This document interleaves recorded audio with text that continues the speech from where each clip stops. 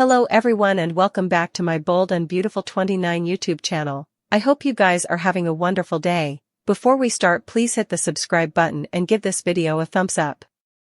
Steffy has been about sabotaging Ridge's relationship with Brooke. Ever since Ridge helped to heal Taylor's broken heart, Steffy has intruded. Eric will show Steffy who's the master of the game. Steffy may be the co-CEO of Forrester Creations, but that doesn't mean that Eric cannot pull many tricks out when he needs to. After seeing the ending of the fashion show, Steffy wanted nothing further than to condemn Brooke for fitting herself in a show where she didn't belong. Still, Steffy was stunned to learn that the whole idea was Eric's and not Brooke's. Eric wanted Ridge to open his eyes and see who he belonged with. Eric knows that Ridge only chose Taylor because he was frenetic at Brooke. Eric also knows why Ridge is staying with Taylor. Steffy's manipulation is egregious to anyone with two eyes. Still, two can play this game and Steffy is far from being the master at it. Eric intended to make a point to show Ridge where he truly belongs, so he put Brooke in her antique marriage gown and let the dress work its magic. Still, it didn't exactly have the asked effect since Ridge is still with Taylor. Eric offered Steffy a business reason about tying the new Forrester and the old Forrester together. Eric further then proved his point on the business side because orders are pouring into Forrester Creations. Steffy clearly cannot expostulate to anything that Eric says because it's the verity. Of course, it isn't Eric's only reason for having Brooke as the last model. Steffy saw this as a way to break up her parents and get Ridge and Brooke back together and called Eric on that fact.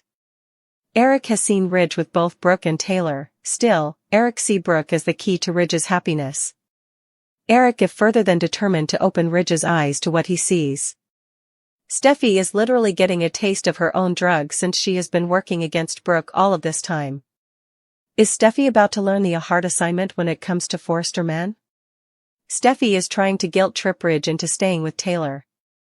Still, ultimately Steffy will learn that Brooke and Ridge are so much further than what she believes. Ridge and Brooke ate the bones. Who belong together, but can it last this time without someone intruding it up? Are Brooke and Ridge fortune after all? Eric to justify his conduct. Zen drops a stunner on Carter. Meanwhile, Daphne tries to explain herself to Katie. Brooke is yapping on the phone about her magical runway moment with Ridge. Hope enters the room, so her mama wraps up the call. Hope calls it the talk of the fashion world. Hope does feel authentically happy for her mama. Brooke brings up that it must have been delicate for Hope to not be at the fashion show. It has given Hope time for reflection and soul-searching. Hope says the preemption was wrong. Brooke asks how effects stand with Harder now.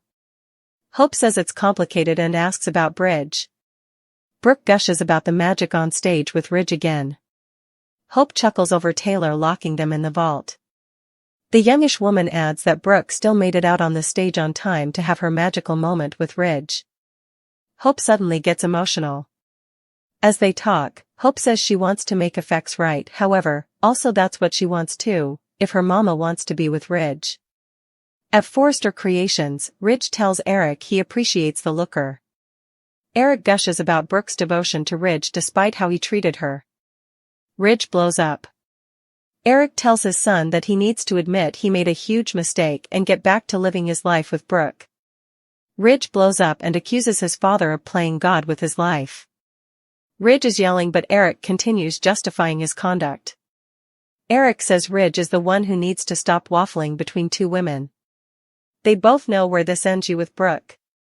Ridge reminds his father that Taylor is special, too.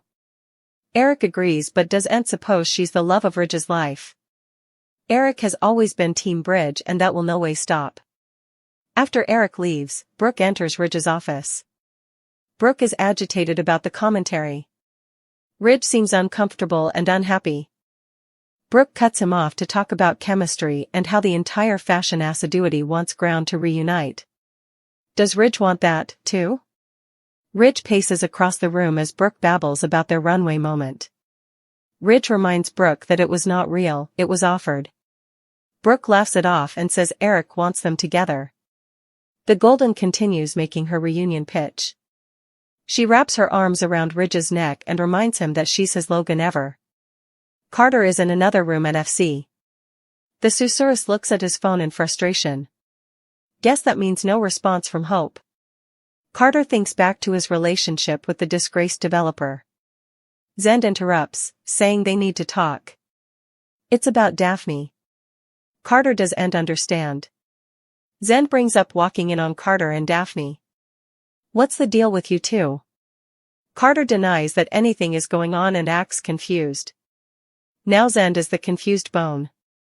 Zend says Daphne's intentions are veritably clear. Carter says his focus is on Hope once he gets her reverse. Carter refuses to give up on her. Zend keeps asking if he's sure. Why would he not want Daphne Rose? Katie continues defying Daphne about what she's been doing to Carter. Daphne refuses to apologize for helping a friend. Katie demands a straight answer. Are you still playing Carter? Daphne accuses her rival of being jealous. Katie wants to know if the nose is just there to do Steffy dirty work. The perfumer assures her there's no need to worry, the Forresters have their company back. Katie warns that Daphne more watch her step. Katie wants to know if Daphne cares about Carter, or if she just believes whatever Steffy tells her. The nose insists her passions for Carter are genuine, she's in love. Katie is speechless and in total unbelief.